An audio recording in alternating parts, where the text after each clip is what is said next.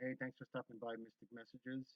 Today's inspired message is about finding and following your divine calling. Now, this message might not be for everyone, so like I always say, if it don't apply, let it fly. And you're always welcome to come back to the next video. Today's video is for those who have the profound sense of being called by the universe, source, the divine, God, Jesus, the ascended masters, whoever you prescribe to, uh, you feel is sending you some type of a message or a pull to make a change in today's society and the world by spreading your light, goodness, and love. Now, this might seem simple on the surface, but it isn't because, trust me, it takes quite a while to figure out what your calling is. And once you realize what that calling is, the next part is actually implementing it, which isn't the easiest task to do. That is going to require full obedience and full trust in something higher than yourself that you can't physically see or hear. Now, we've been brought up to believe that things that we can't see or hear don't exist. That merely isn't true. And just because you might prescribe to that theory doesn't mean that it's true. You know, many things weren't true before that people believed as fact that are no longer facts today.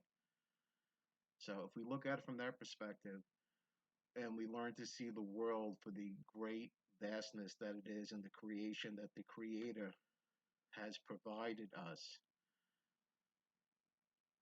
we begin to enlighten ourselves and others along the path. You know, try to find miracles in the smallest things. Everything that we do, everything that we accomplish is a miracle, believe it or not. I like to share the example of my own miracle, which is me doing these types of videos, which is something I would have probably told you 5 years ago that you were nuts or anybody that did anything like this wasn't true. I was the last person expecting to find myself in this situation, but here I am. I've always had this calling since I was a child. Whether I, followed it or not is another story. Uh, you know, and when I was younger, I didn't quite understand what it was. Now at this age, I do understand what it is, and I'm able to proceed with conviction. And that's what this is about: being able to do God's work with conviction, regardless of your own feelings about it. Now, whoever that God may be is all your own personal choice.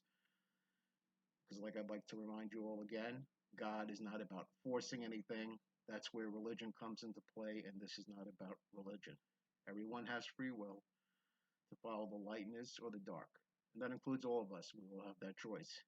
And, you know, making the conscious decision to do things with love on a daily basis isn't easy. My reactions years ago with things weren't the same as they are now.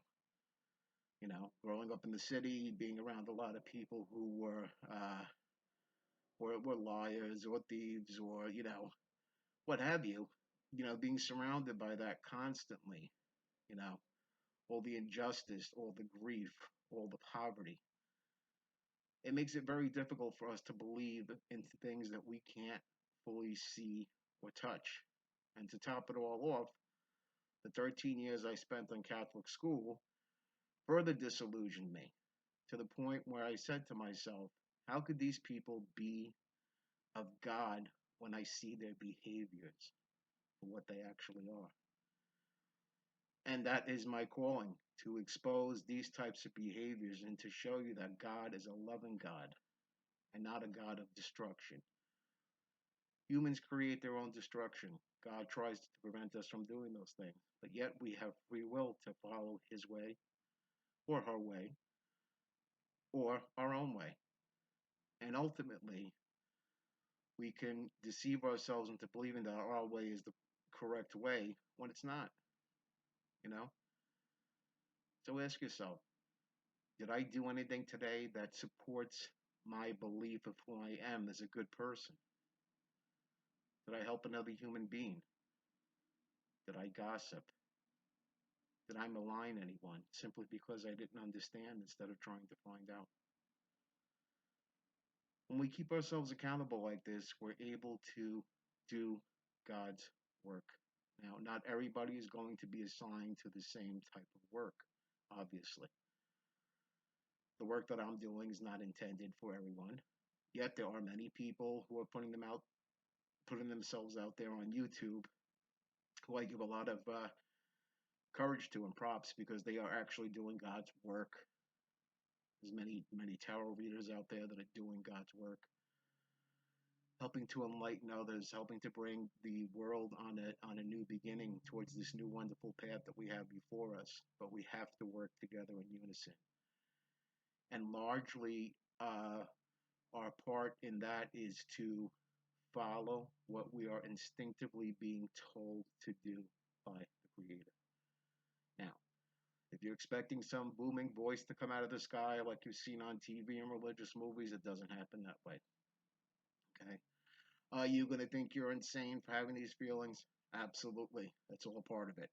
It's all part of it. But on a positive note, if you're actually questioning that sanity that you might be feeling, think about it in this respect that you basically may be not insane. That maybe there is more something to this and this great world that we live in. And we each have our own journey to find that.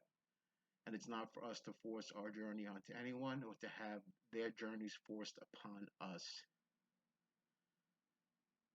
Again, we have free will to believe as we feel.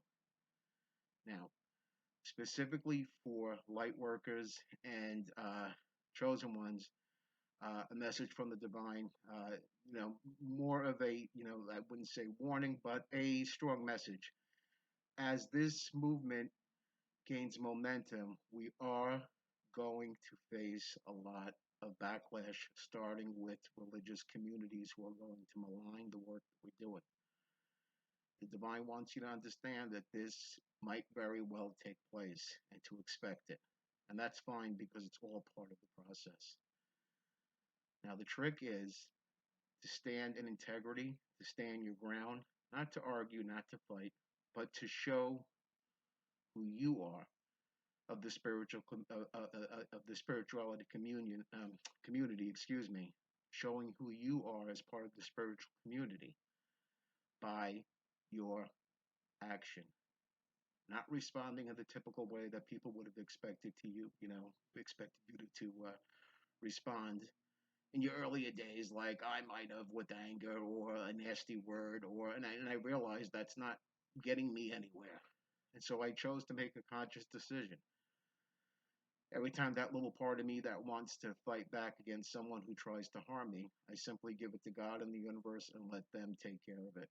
It's not for us to take care of, you know.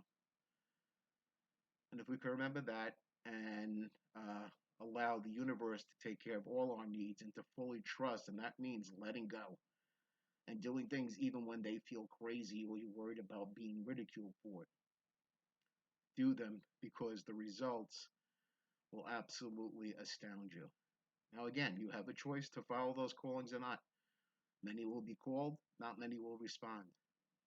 But even though the road might be difficult for those who respond, the change that those people will bring upon the earth will be something never seen before in the planet's history. And we all have the opportunity now to be part of this wonderful experience and help create that, or to stay stagnant and quiet and complicit and allow ourselves to be bulldozed by other people's beliefs instead of tuning into ourself and our own ability to communicate with the divine. And like I said, we all have the ability to do that. We all have the ability. We just have to take time through meditation, practice, good intentions, and taking quiet time out for ourselves within nature, spending time with Mother Gaia, and connecting and realizing that we're all one. Every single one of us, every animal, every bug, every plant, everything has a life force and a soul, and we are all part of that, and we all have a specific and particular purpose to perform. I hope everyone's having a great day, and I will see you in the next video. Thanks again for those who stopped by, and we'll talk to you soon.